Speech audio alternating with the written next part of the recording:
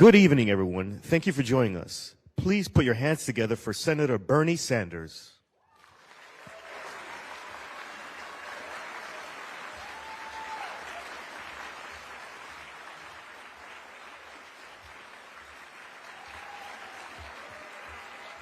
Thank you.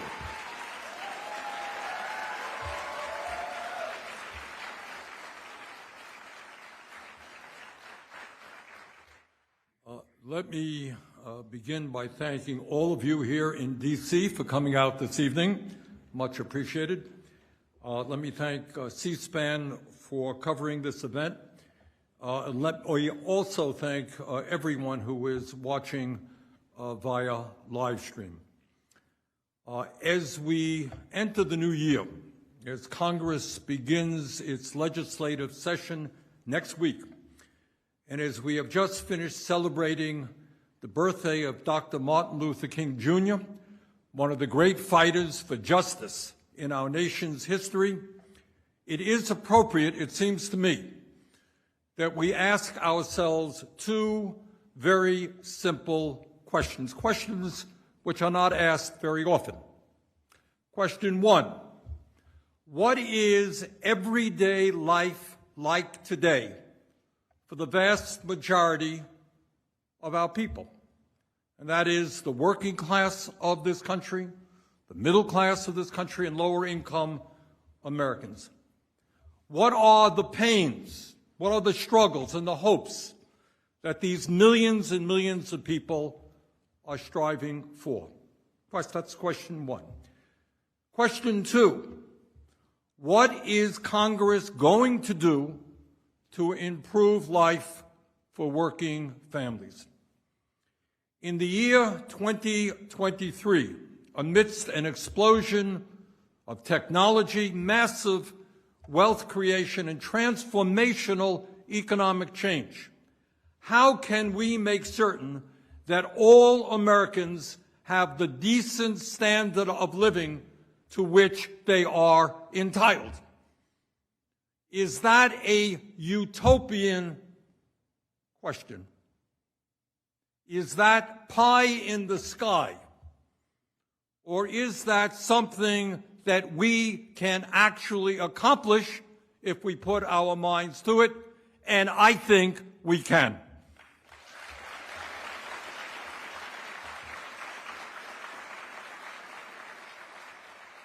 Now you might think that these very basic and simple questions are discussed often on the floor of the Senate or the House of Representatives or in the corporate media. Well, if you thought that, you would be wrong.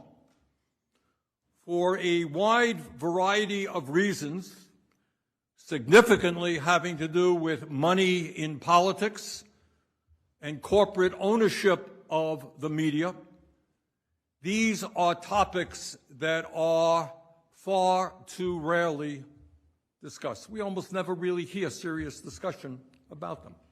And that's the purpose of my remarks tonight, and the kind of discussion I hope these remarks stimulate. Members of Congress and Americans can disagree politically and philosophically as to where we may want to go in the years to come.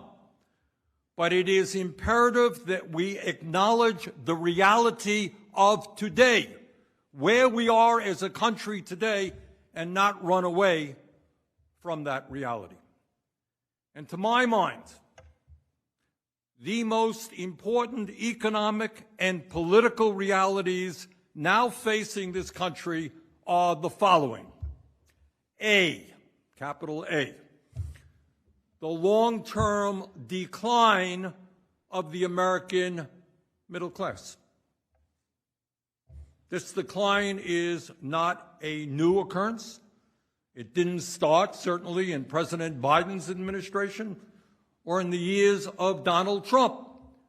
This decline has been going on for 50 years.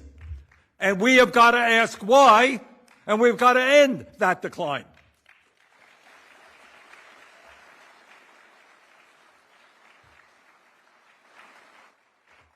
Second point that we don't discuss enough is the unprecedented and obscene level of income and wealth inequality that currently exists. And here is the sad reality, and that is that never before in our history have we seen so few own so much as we see today.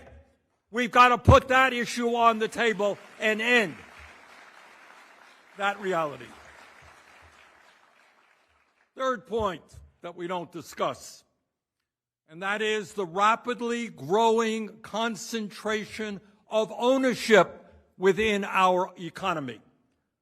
In sector after sector, a handful of giant corporations control what is produced and how much we pay for their products. And by the way, when you talk about inflation, that has a hell of a lot to do with this concentration of ownership. Fourth point, and that is the incredible and dangerous power that billionaires have over our political system. We can hardly be called a vibrant democracy when a handful of the wealthiest people in this country can spend hundreds and hundreds of millions of dollars to elect the candidates they like. That is not democracy.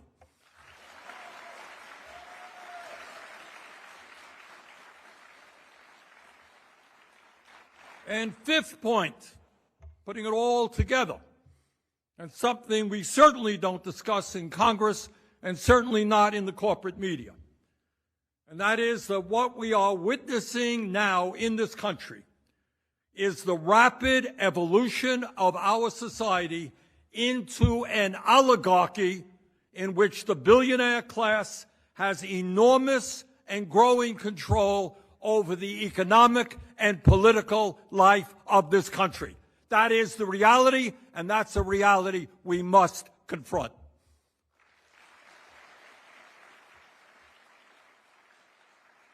Now it is very easy for politicians to look at Vladimir Putin's Russia and talk about the oligarchy over there. That's certainly true. But the time is long overdue for us to start paying attention to the oligarchy in the United States of America.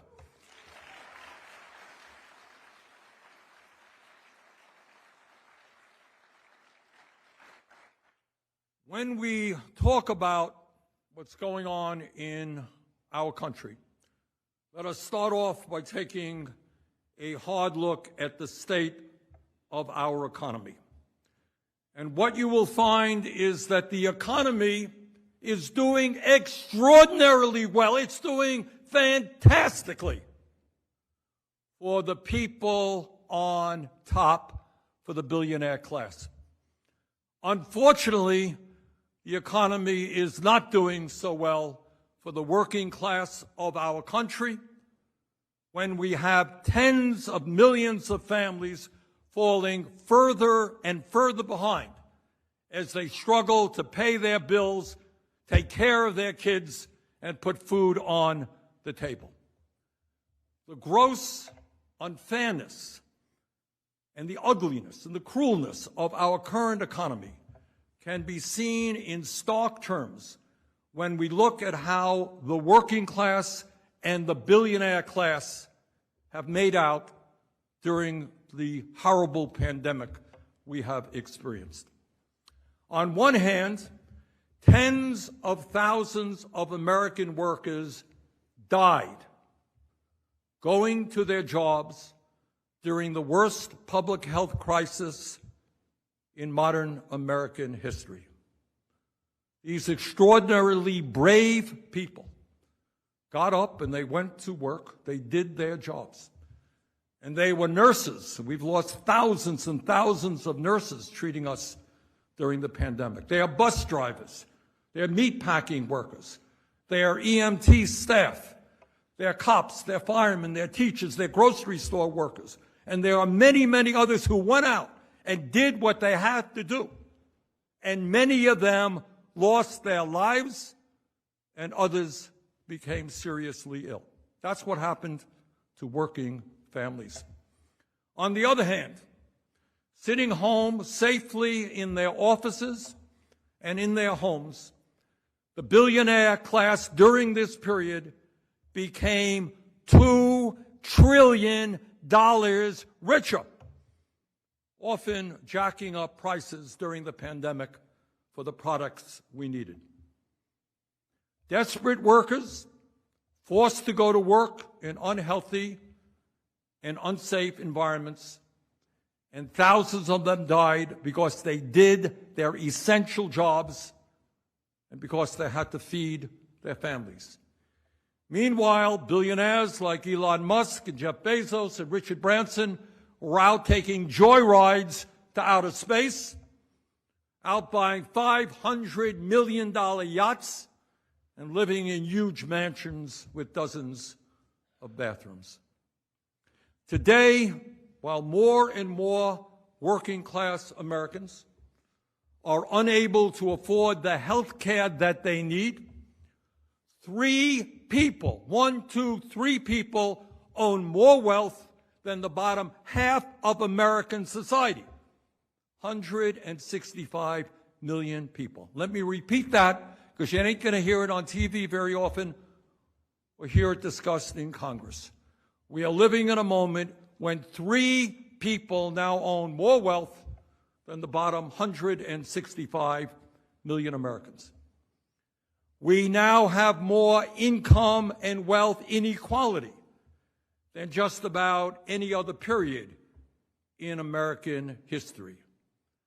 Today, while nearly 18 million American families are paying more than 50% of their limited incomes on housing, and nearly 600,000 Americans are homeless, the top 1% owns more wealth than the bottom 90% of the American people.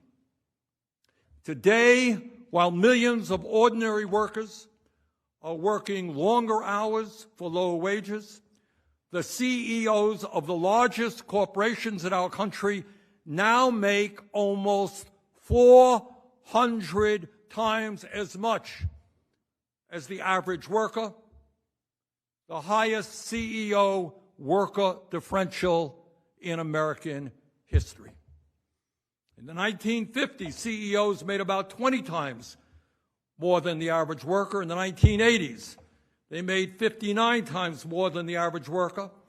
In 2009, they made about 180 times more than the average worker.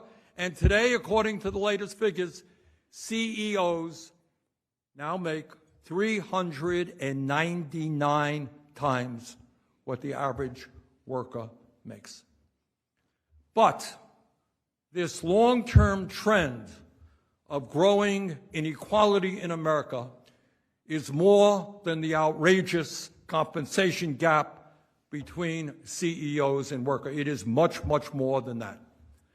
Since 1975, almost 50 years ago, there has been a massive redistribution of wealth in our country.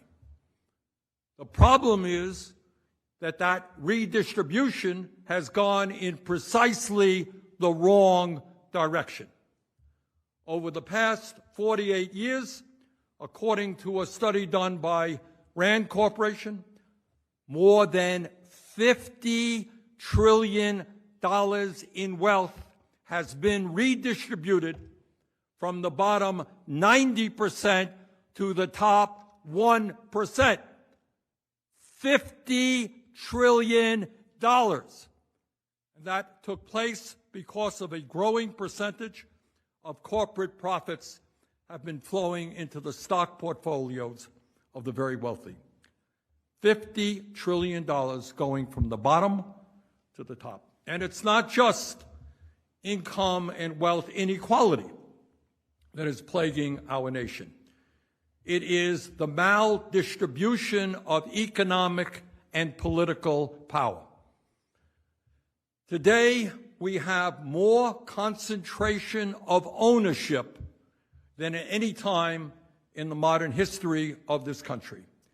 In sector after sector, whether it is financial services, energy, food, transportation, a handful of giant corporations control what is produced and how much we pay for those products.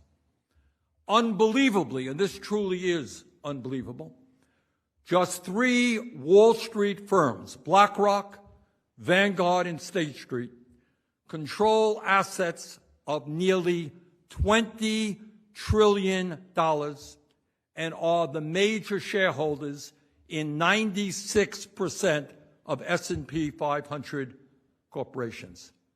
3 Wall Street firms.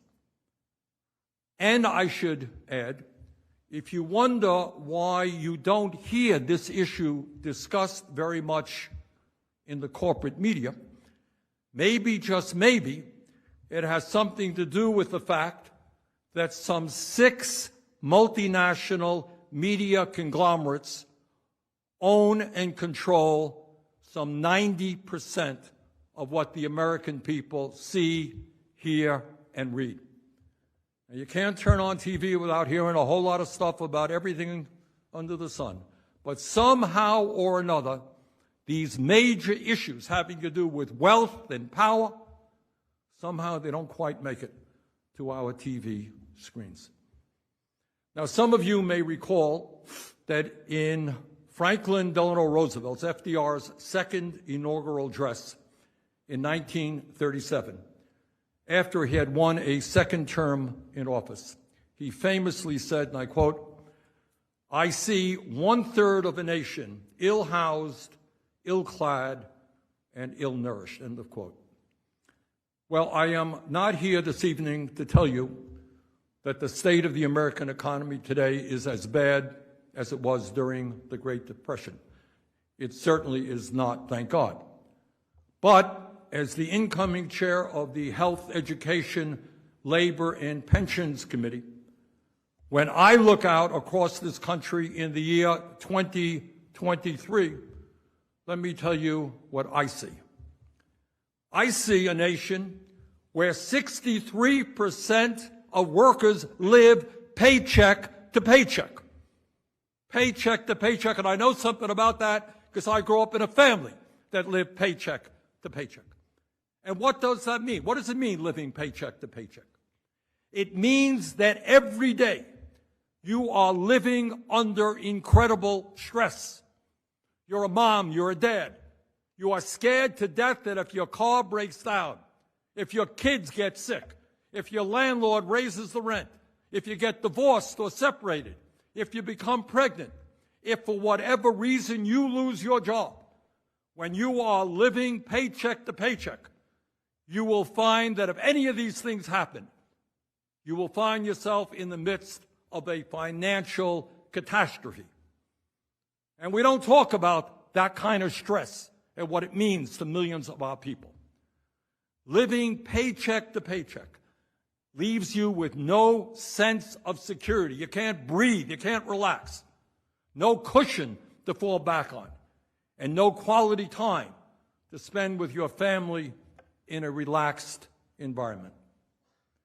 And that, in my view, is one of the reasons why the life expectancy of working people in this country is much lower than those who are upper income. Stress kills.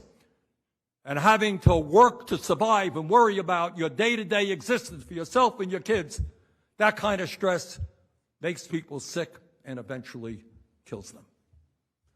Today, I see a nation where nearly 1/3 of our workforce, almost 52 million workers, earn less than $15 an hour. And let's do the economic math on that. If you are a full-time worker making $15 an hour, you will receive an income of about $31,000 plus before federal, state, and local taxes, $31,000. Well, today, now this is for people making $15 an hour, and there are millions of people making $11, $12, $9 an hour. Some people still making $7.25 an hour. Well, today it happens that the average landlord in America is asking new tenants to pay, on average, $1,900 a month for rent, $22,800 a year. The average household in America spends over $5,200 a year on groceries. And then, of course, there are the costs of child care and education, health care, medicine, transportation, clothing, a cell phone, a computer, all things that you need.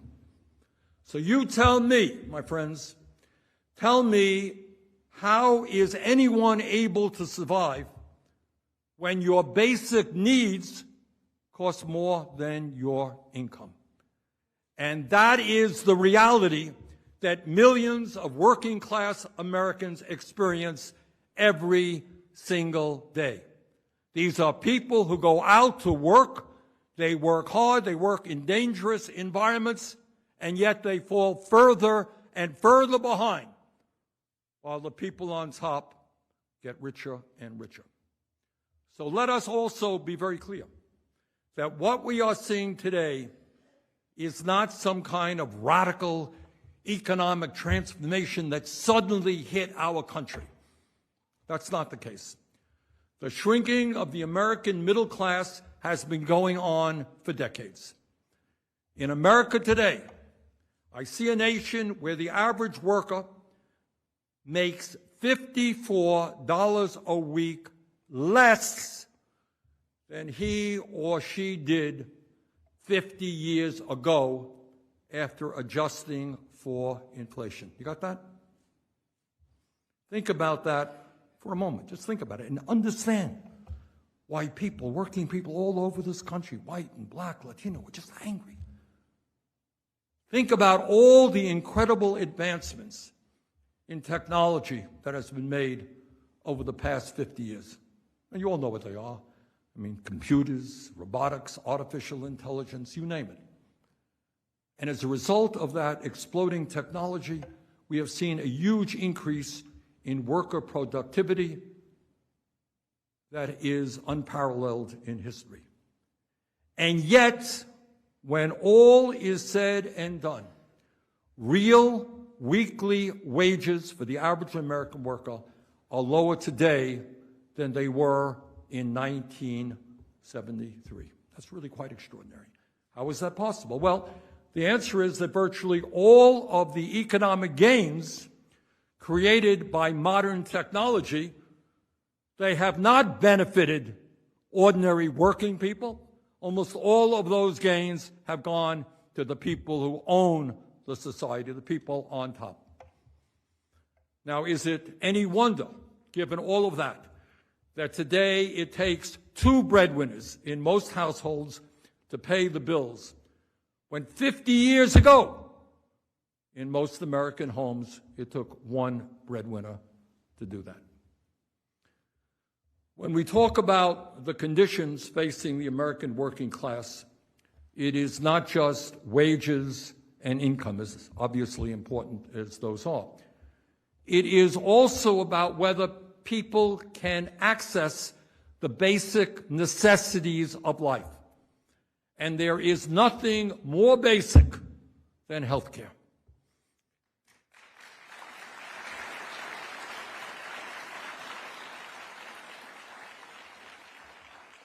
And in terms of health care, something which the Health Education Labor Committee will obviously be dealing with, I see a nation where over 85 million of our people are either uninsured or underinsured.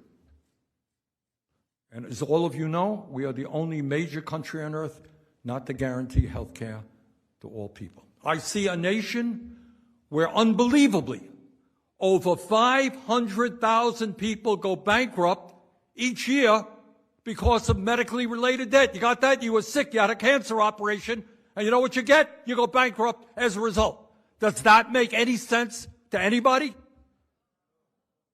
I see a nation, and we don't talk about this at all, virtually nobody talks about this, where over 68,000 people die each year because they can't afford the health care they need. I have talked to doctor after doctor in Vermont and around the country, telling me about patients who walked in the door terribly ill. And the doctor says, why didn't you come when you first felt your symptoms? They said, I don't have any insurance. I can't afford to pay it. And thousands of people finally crawl into the doctor's office, and it's too late, and they die in the United States of America. I see a nation that spends over twice as much per capita for health care. We don't talk about it very much. We are spending twice as much for health care than other major nations, all of whom, by the way, guarantee health care to all people. And what we are spending today is unbelievable. Think about it, $13,000 for every man, woman, and child. That's $52,000 for a family of four. And yet, despite that huge expenditure, our country has worse health care outcomes than most other countries, and our life expectancy, how long we live, is shorter than most developed nations. That's the bad news, but the good news is the insurance companies make billions of dollars every single year, and that dynamic, brothers and sisters, has got to change.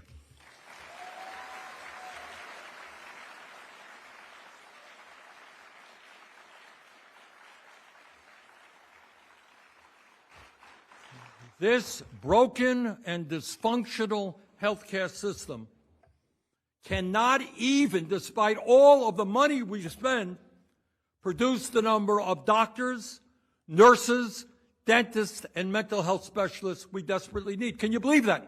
We spend $13,000 a person. Insurance companies make billions every year in profit, and we can't even produce the doctors and the nurses and the mental health people that we need. I see a nation today that pays by far the highest prices in the world for prescription drugs, while the pharmaceutical industry makes record-breaking profits, and more than a few drug executives become billionaires. Not uncommon that these guys become billionaires. Meanwhile, despite billions in government investment, we are spending as a nation, and we should, tens of billions of dollars trying to develop life-saving drugs.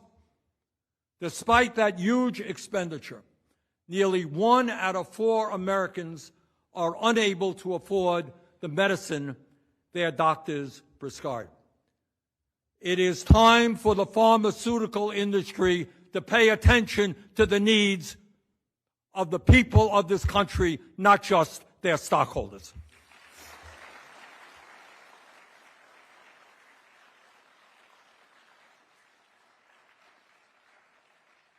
And in this country, the wealthiest nation in the history of the world, because Medicare doesn't cover dental care, doesn't cover hearing, doesn't cover vision, there are millions of lower-income seniors who don't have teeth in their mouths. They can't chew their food properly because the cost of dental care is something they cannot afford. And many other seniors literally can't talk to their grandkids because their hearing is gone and they can't afford hearing aids and they can't afford eyeglasses to watch TV. And that's what we're doing on health care. And it's time to have a serious discussion about a dysfunctional health care system and start doing what every other major country on earth does, and that is move toward a system which guarantees health care to all as a human right, not a privilege.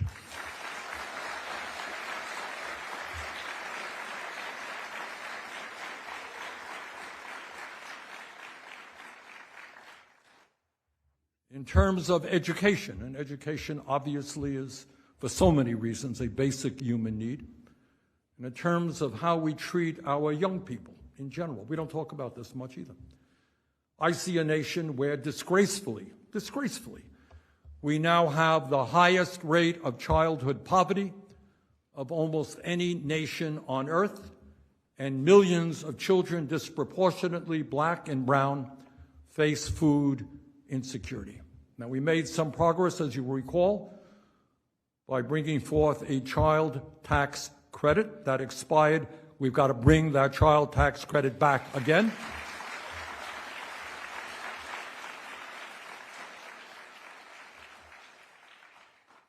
In terms of education, I see a nation where somehow, we can afford to provide over $1 trillion under Trump in tax breaks to the top 1% and large corporations, but our teachers and our children, they get broken chairs and flooded classrooms and inadequate staff support. And where many thousands of our teachers and teaching staff are inadequately paid.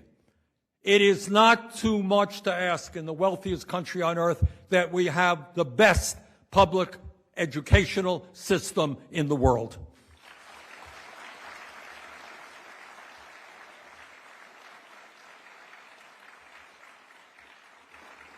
Today, I see a nation where hundreds, and this is just unbelievable, given the work shortages, given our needs, given the competitive global economy, I see a nation where hundreds of thousands of bright young people who have the desire and the ability to get a higher education, they're unable to do so because their families lack the money. And at the same time, I see a nation in which 45 million Americans are drowning in student debt. You shouldn't have to go broke because you got an education.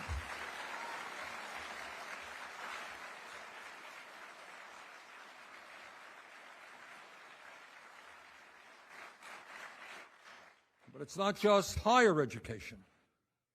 Psychologists have told us for years that the first 4 years of human life are the most important in terms of intellectual and emotional development. First 4 years.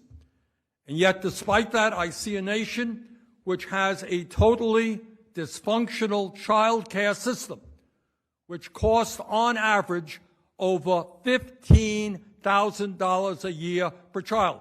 You tell me, if you're a middle-class, working-class person making $40,000, $50,000, $60,000 a year, how do you afford $15,000 a year for your child? And on top of that, there are not enough slots in many parts of the country. People can't even find slots to put their kids in. And above and beyond all of that, despite the important work that child care workers do, they are paid abysmally low wages, averaging about $13.30 an hour. And that is less than a parking attendant or a doggy daycare worker.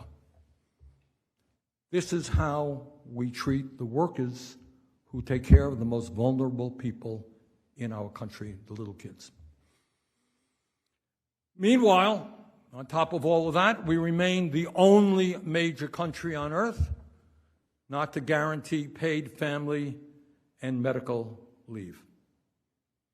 So yes, we must work toward creating the best educated workforce in the world, one that prepares our children to succeed in a highly competitive global economy, one that recognizes that a high-quality public education from childhood to adulthood is the right of all, not just the privilege of a few.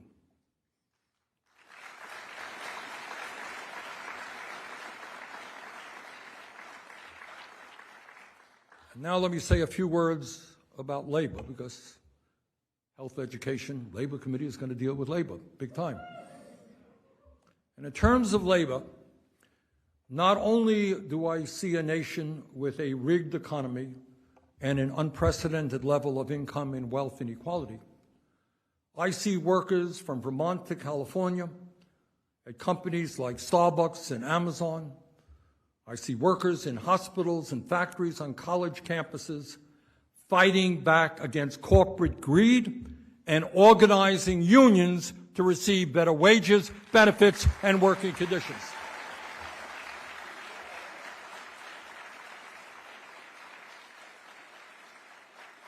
And that's what we're seeing all over this country, a rebirth of labor activism. But at the same time, unfortunately and unacceptably, I see major corporations engage in vicious and illegal union-busting activities as they attempt to deny workers their constitutional right to form unions.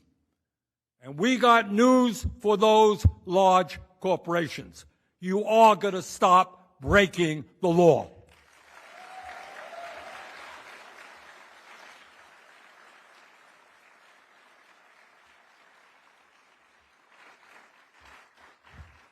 Why do we want to grow the union movement and support workers who are trying to organize? The answer is obvious, and that is because unions provide better wages, better benefits, and better working conditions for their members. In fact, union workers make, on average, wages that are about 20% higher than their non-union counterparts. They also have much better health care and far better pension plans than non-union employees. And by the way, a lot of people don't recognize this, when unions win decent contracts for their members, they drive up wages for all workers in the country.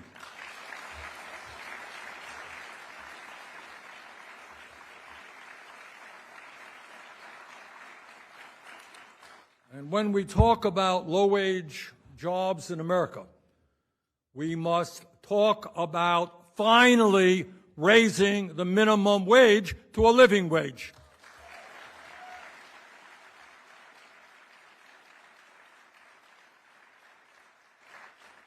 Unbelievably, and it really is quite unbelievable, the federal minimum wage today is $7.25 an hour.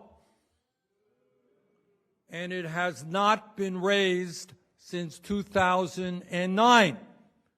And tipped minimum wage workers have been stuck at a miserable $2.13 minimum wage for over 30 years. Hasn't been raised in 30 years. So yes, we must follow the lead of some states around the country and raise the minimum wage to a living wage.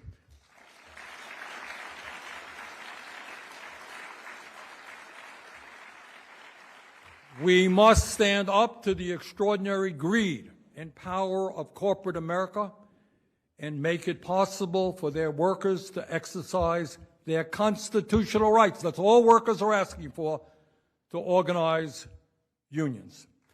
We must end the international embarrassment of the United States of America being the only major country on earth that does not guarantee paid family and medical leave.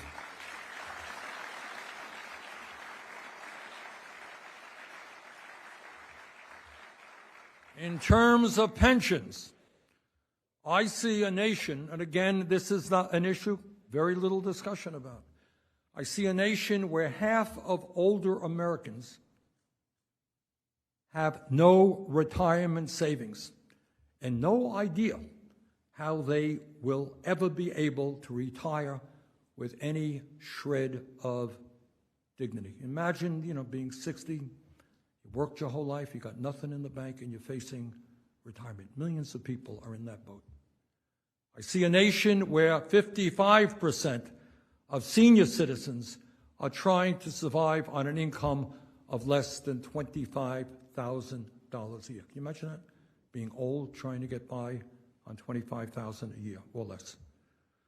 To my mind, we need to expand defined benefit pension plans in America, which sadly are an endangered species in our country.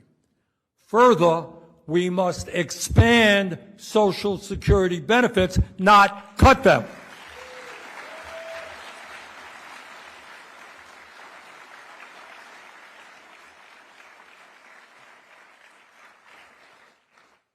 fellow Americans, there is a lot of discussion in the media about how divided our nation is. And on many issues, there is no question, but that is absolutely true. On many issues, we are very divided. But what we don't appreciate enough is that on some of the most important issues facing our country, the American people, whether they're Democrats, Republicans, independents, progressives, conservatives, are often quite united.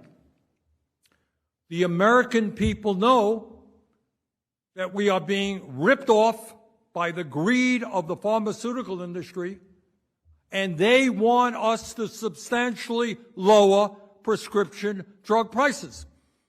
I saw a poll recently that polled just Republicans. You know what issue was at the top of the list? Lowering the cost of prescription drugs. Whether you're Democrat or Republican, you know we should not be paying 10 times more for the same drug sold in Canada or elsewhere. The American people, no matter what their political view may be, know that our health care system is outrageously expensive, bureaucratic, and wasteful. And the American people, regardless of their politics, want universal and lower-cost health care. The American people, again, regardless of their politics, know that education is essential to our lives and the future of this country, and they want high-quality and affordable public education from child care to graduate school. The American people, again, regardless of party affiliation, know that no one can survive on $7.25 an hour minimum wage. And the American people want to raise the minimum wage to a living wage. The American people know that workers have a constitutional right to form unions, and that corporations that engage in illegal union-busting activities must be held accountable. And these are just a few of the issues within the jurisdiction of the Health, Education, Labor Committee that a strong majority of the American people want us to address. So my point here is, of course, there are differences, strong political differences in this country. But on many economic issues, working people, whether they're progressive or conservative, understand that corporate greed is destroying this country, and they want us to act on their behalf.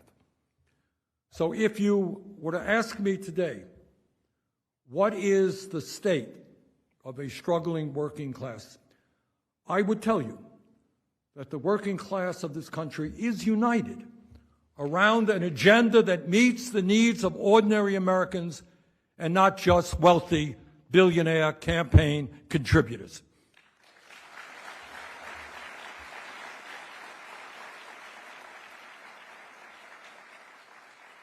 And our job is to bring those people together. Now, at a time when too many, far too many Americans are giving up on democracy, that's a sad reality. Now is the time for all of us, Democrats, Republicans, Independents, to attempt to restore faith in our government. If government ignores your life and your pain and the needs of the kids, your kids, it is understandable that you say, who cares about democracy? Who cares what Congress is doing? They don't care about me. And our job is now, for Congress to have the courage to take on the powerful corporate interests and their lobbyists and the campaign contributors who flood Capitol Hill, and show the American people that our government can work for them and not just the 1%. And let me add, it is imperative that we take the discussion of all of these important issues and more, that we take this discussion outside of the Beltway here in Washington into communities all across this nation.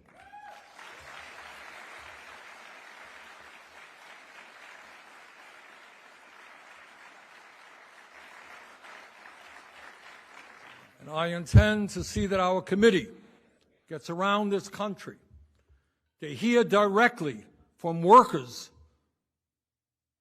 about the struggles that they face on their jobs.